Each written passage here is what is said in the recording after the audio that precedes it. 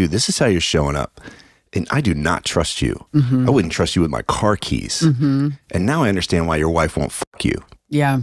And to get that reflection outside, it can start to cascade into like, this is why my career has stalled out. This is why my sex life is stalled out. This is why I've gained 2 pounds or 3 pounds every year. Like I'm watching myself put myself on this trajectory because I'm checked out or I'm being full of shit. You are listening to The New Man, Beyond the Macho Jerk and the New Age Wimp. Your host is men's coach Tripp Lanier.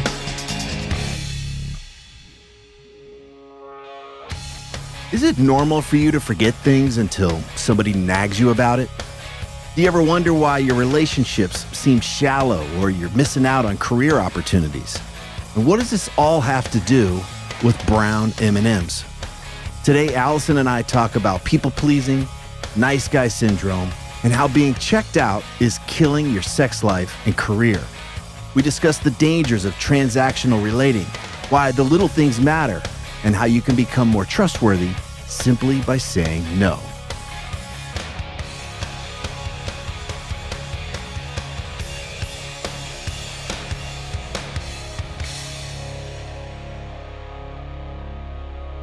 What's your favorite movie? My favorite movie? Yeah, because it used to be a movie that I hated. Well, no, it was just more of a red flag. I was like, I don't think I should be with this woman. What was it? It was a movie where Cameron Diaz was attracted to Jack Black. That was when I was in my 30s. Well, just the fact that you would believe in something Holiday. like that. Yeah. I I'm a huge movie. Jack Black fan, but I know Jack Black he was actually pretty soft in that movie. well, just because he didn't work out a lot doesn't mean you No, soft, like a soft. The brother doesn't. He's a character actor. He's not one of those action guys. I feel a responsibility to educate our daughter because she got into some really bad hip hop for a while. So I've been playing more kind of 90s hip hop. And anyway, we've been listening to Wu-Tang together, and she tolerates it. She seems to be okay with it. You should have heard what she was playing. I'll have her play you what she played last night in the downstairs bathroom. I'm curious what you would think of it. It was an interesting. Oh, she was listening to Tyler, the Creator. Is that who it was? Yeah, it was very his newest thing. Yeah, it was pretty cool. I mean, I didn't love the language, but it's English. No, the foul language. Oh. But the soundscape was created a whole thing. Mm-hmm. It was good. All right, let's keep going. All right. That's enough of that. Okay, so I have someone that you have someone. I have someone. Okay. This person. So this person wrote me, and her name is Jennifer Lawrence, and she's a choreographer and dance instructor for the American Association of Retired Persons. So she teaches retired people how to dance? She teaches retired people how to dance, which is apparently a very big deal because, like, teaching them how to get up off the floor on their own, like get down and up off the floor. I would leave you for Jennifer Lawrence. Not this one, but the... Yeah, I know. I'm well aware. And then I'd come back after she left you. After she was like, okay. Thanks for bringing me old man. Thanks for bringing my coffee. So Jennifer wrote, Help. My man is driving me crazy. I wonder if he has something wrong with his brain, or is he lazy, or does he just not care? He says he cares and loves me, but he never follows through on things he says he's going to do.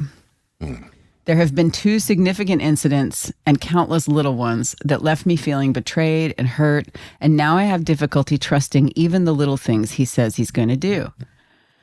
I don't ultimately believe he will get me what I want or need or even desire, but this is the person I love, and this is the father of our child. I have big reactions to him when he does this, and my reactions have been difficult for him to hold and have made him fearful of intimacy. It's like he's afraid of more big emotions coming up in me. I've often felt him trying to block, deny, or not be open to these emotions. It's like he puts up a wall to them, and this is so hurtful to me. I feel like this continues to get in the way of reaching real and true intimacy, and I'm pulling my hair out because I feel like I'm always the bad guy. I don't want him to get the message he's not enough, but this is killing my love and trust in him. So I want to just thank you, Jennifer, for writing this in. This is sincere. This is a big deal. Jennifer, email me anytime. Wrong, Jennifer. Although she is a dancer, maybe you're. But the first part, Tripp, I'm curious. I know you work with men. I work with men too, but you pretty much strictly work with men, and I work more with women.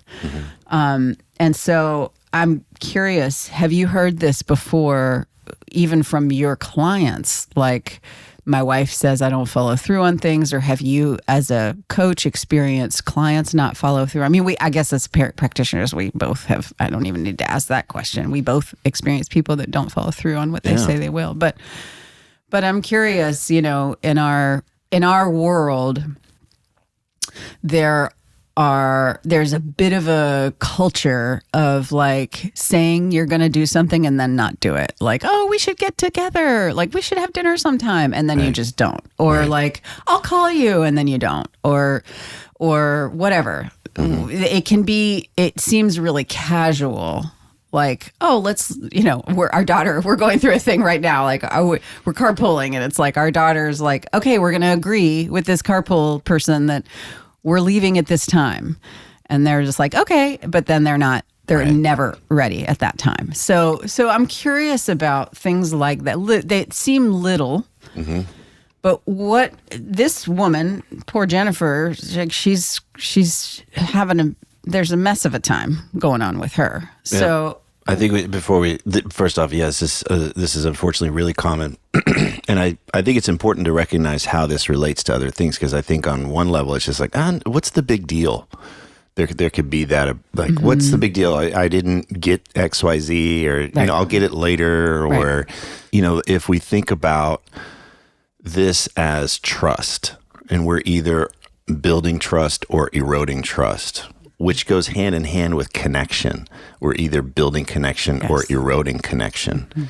And so if we want to have an understanding as to why we might have really shallow, superficial relationships, or we don't get invited into really cool opportunities at work, or we don't get invited to go maybe deeper into adventures with other people, or why sex is really flat or not happening at all, we can start to look at where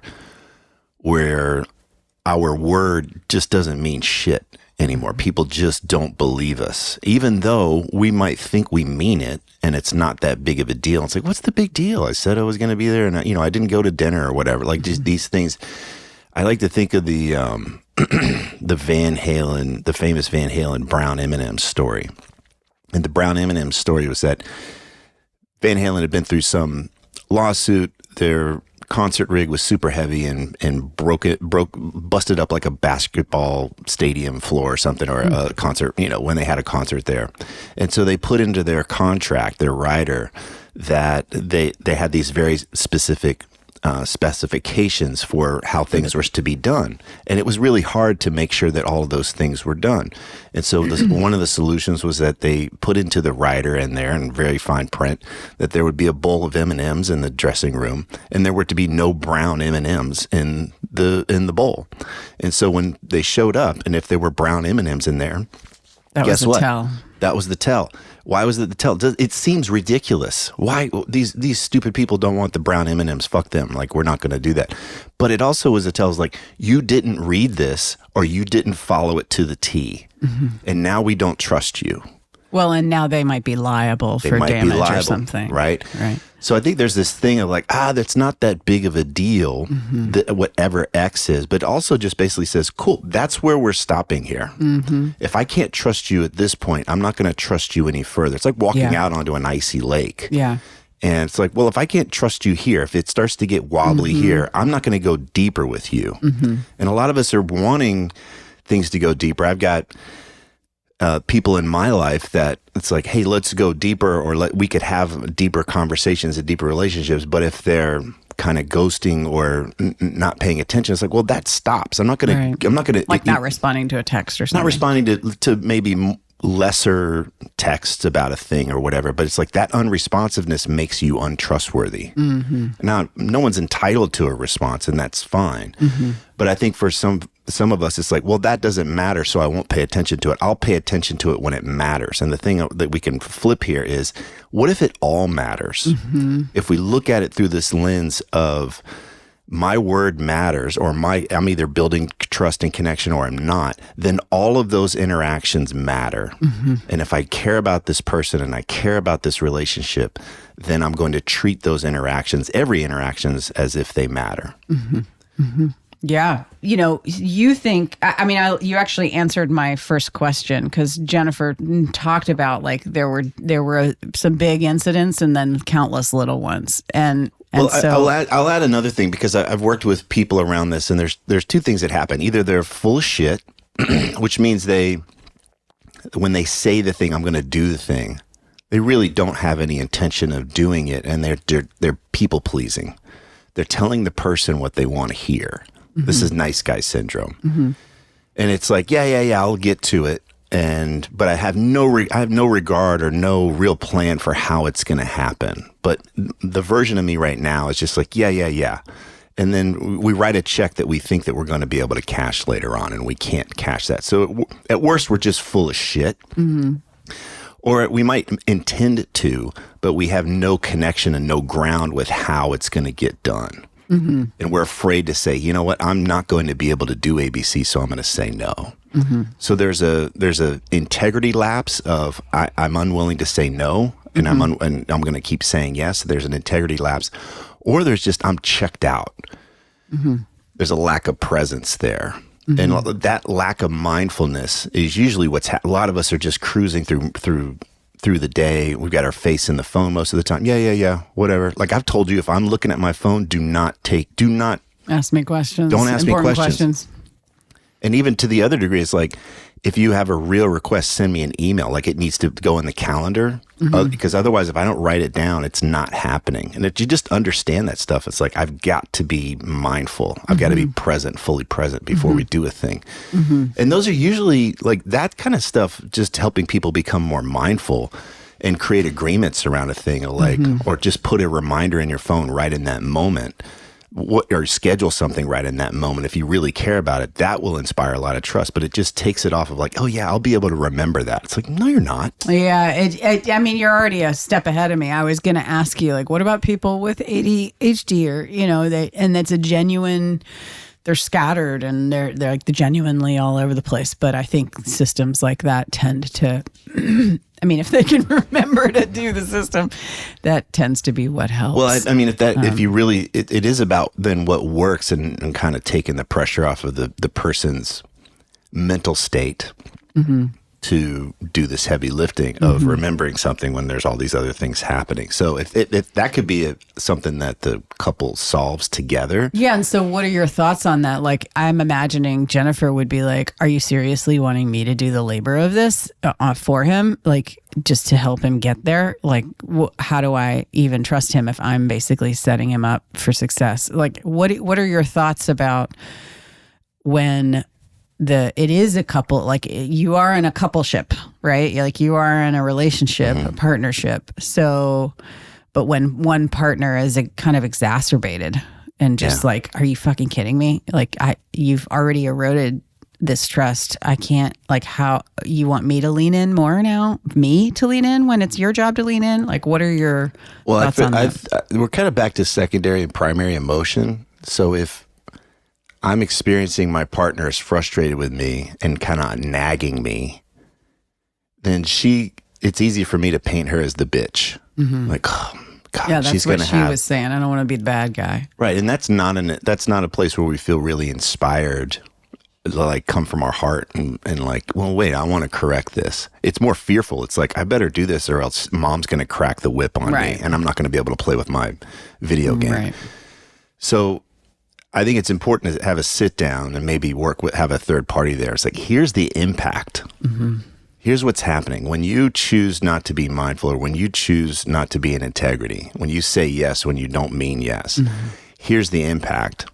Here's how it erodes trust. Here's how it kills your sex life. Here's how it kills X, Y, and Z. This is what's really happening. And it shows up then as this frustration that has you want to push her away too. But underneath is this real disappointment and sadness, and it has a big cost. And that's maybe where we could get in touch with like, oh shit, well, I don't want that. I don't want that for her, and I don't want that for me either.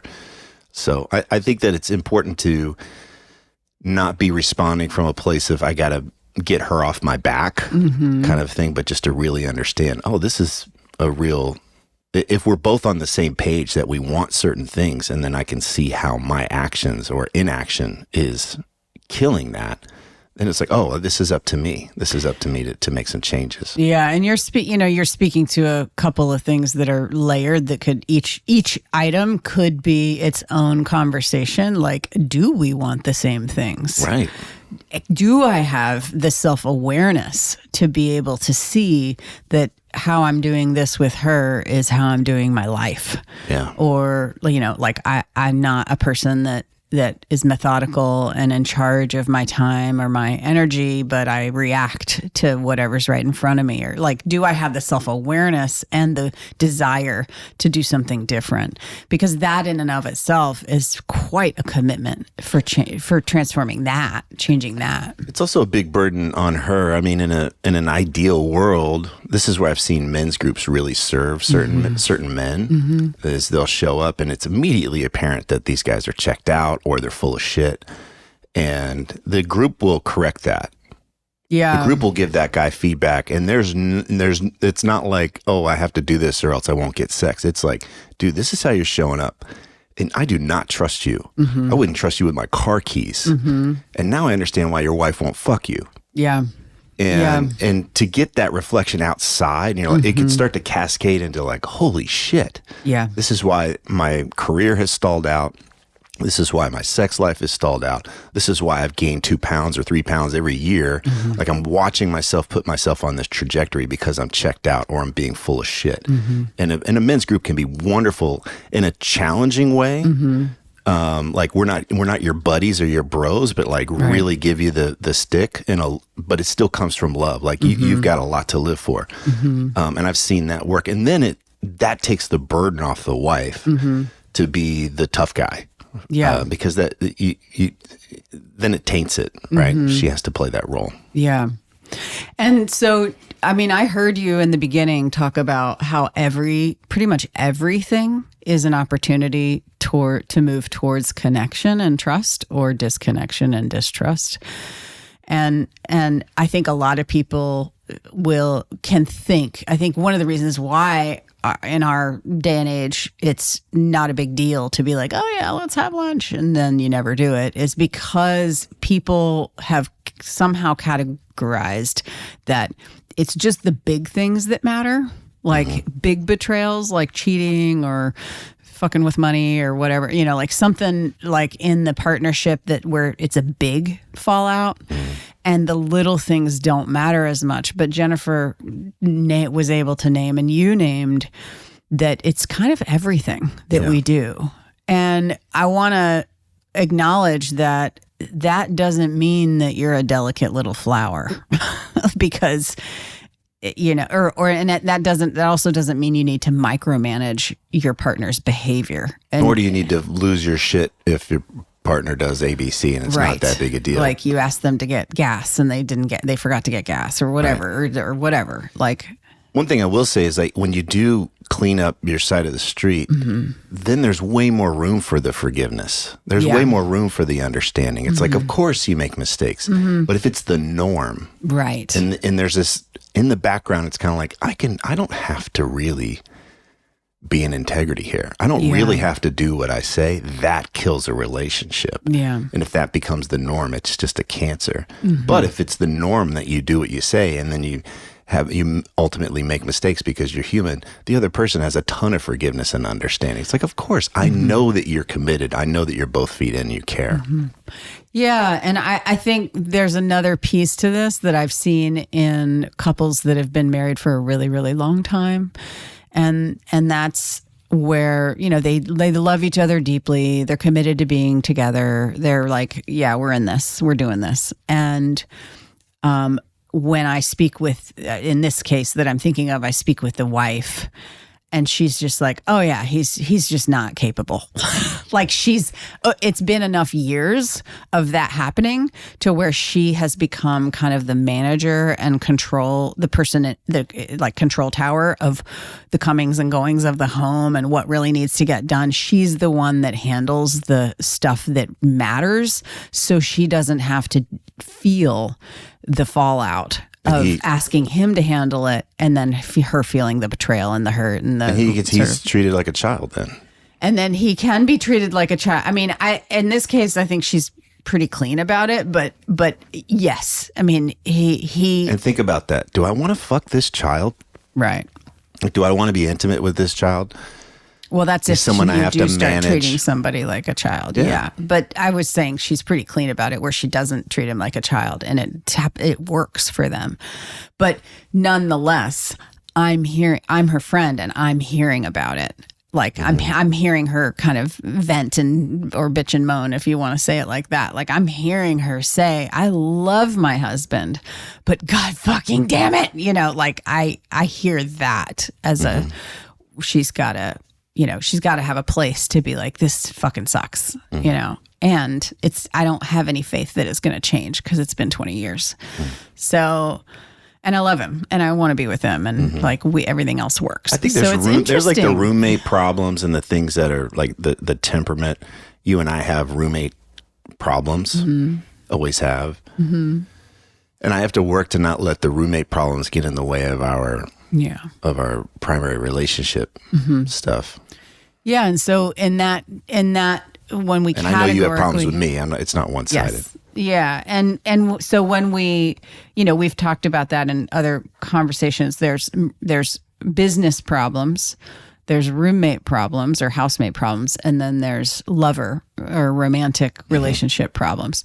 And so you've just categorized, like, there's the roommate problem, but you don't let that bleed over into the lovership. Is that right? I have to work at it. Like I have to make a decision. Like, does this really get in the way? Is this really impactful? Like I have a preference for things in the house. You have a preference. Sure. Like you don't give a shit about that, and you do this other thing or whatever. It's like, how much does that really matter? But I think that's different than, can I trust this person?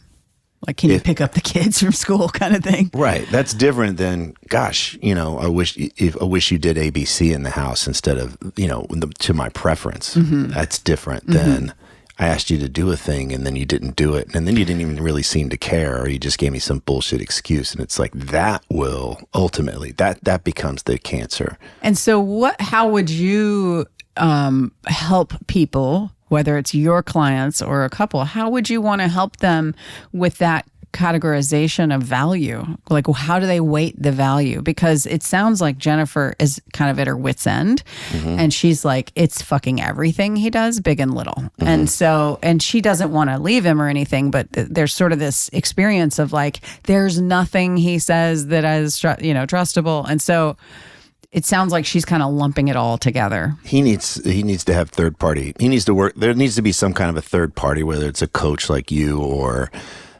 something where it's a safe space, but the real cost or the real impact needs to be expressed.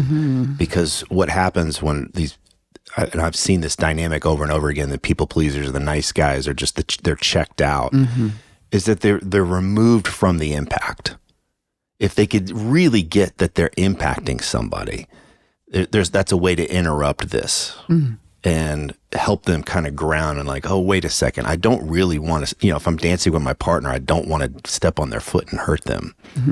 And if they don't give a shit about that, then we have a bigger conversation. I was like, I don't give a fuck if it hurts her. Like, then you've got like, oh, we've got bigger problems here. Or if they're checked out, it's too much to not even notice impact. Yeah. That's another place, right? And for a lot of these people, a lot of these guys, and I think it goes both ways for women. There's nothing about this conversation that's really about men or women. Yeah.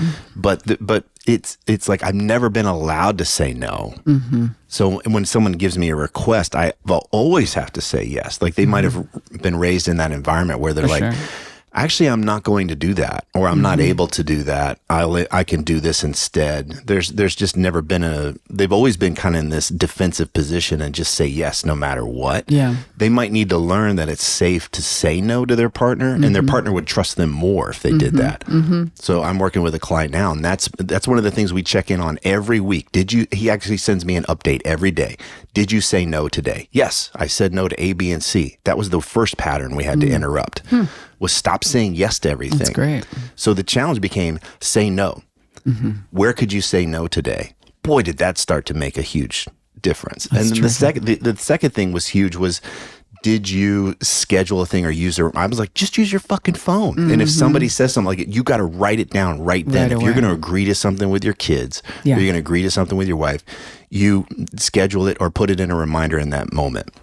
And did you do that? We just check. It's like, yes, I did. Or he'll check at the end of the day before he sends me the email. He's like, holy shit, I forgot that I did that. I said yes to something earlier today. If you put those systems in place, you might find that a lot of this cleans up. But that first part of, we got to get on the same page. Does this matter? Because there might be a lot of garbage in there of just like, oh yeah, well, you don't do this for me. There might be some stuff to really clean up in there.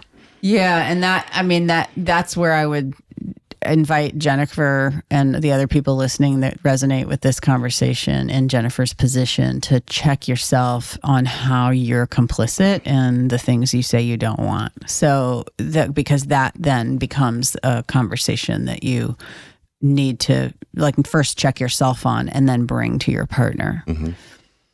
Yeah. Cool. Well, anything else that you would add about just based on your experience with folks or that you would want Jennifer to know? I think I've underlined it enough, but when I talk to men who don't have the sex life or the career opportunities, or they are struggling to develop real friendships with people, this is it. There's something about how they're showing up, which just and they're completely blind to it. And they're like, well, I'm a nice guy and I'm fun, but there's an aspect of like, yeah, but it only goes so far. And I'm very aware when I've been with people and I'm sitting there, I'm like, yep, this is as far as we're going to go. Because I can't trust this person farther than I can throw them. Yeah. And I'm very aware that, yep, there's no way I'm going to partner with them on a business opportunity or lean into them if I'm having a vulnerable situation. I'm not coming to this person. And it's just starting to recognize how we show up impacts how we're obviously how we're received and perceived, but also how we're trusted. Yeah, absolutely. I'll give you an example. Like I had lunch with someone last week. He's someone I respect. I don't know that well, and I was going to be probably less than 5 minutes late. But it was our second lunch together. And I didn't want to be that guy where it's like, bad impression. I'm always, it's okay to be 5 minutes late. So I texted him, I'm going to be 5 minutes late. Immediately, okay. What that does is it signals you matter. I told you I was going to be there at 12:30 and I'm going to be late. Yes. It's respect, I think. It's respect. And even though it's totally cool and we're just in our flip-flops and right. You know, it's like, it's a chill thing. You have an opportunity to tell that person you matter, your time matters, and I know I told you I'd be there at 12:30, and that's not happening. And here's what I'm doing, and I'm going to make sure that I'm here at this time. Yes, little things like that go a long way, and that's really what we want to send the signals. Like you matter. I'm paying attention to you. I'm tracking you, and that's what Jennifer's missing. Yeah, she doesn't get the signal that she matters. She doesn't get the signal that she's being seen or it's important and appreciated. Yeah, what she needs is important or whatever. Yeah. Thanks. If these interviews are helping you, please leave a positive review on whatever podcast app you use so that others can discover the show more easily.